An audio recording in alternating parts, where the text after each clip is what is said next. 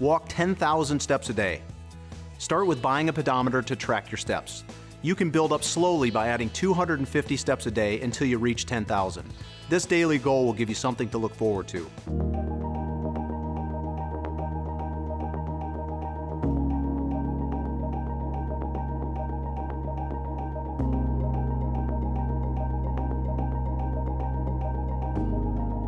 Do you hate exercising?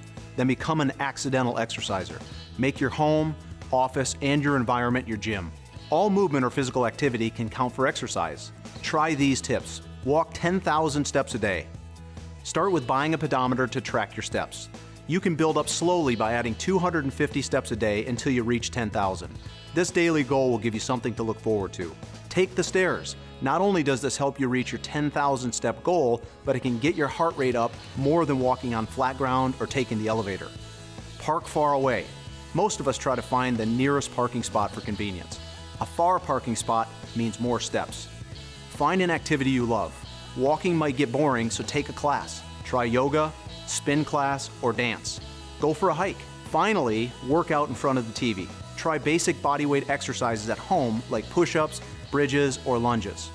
Remember that getting active is an important part of your health and all physical activity counts.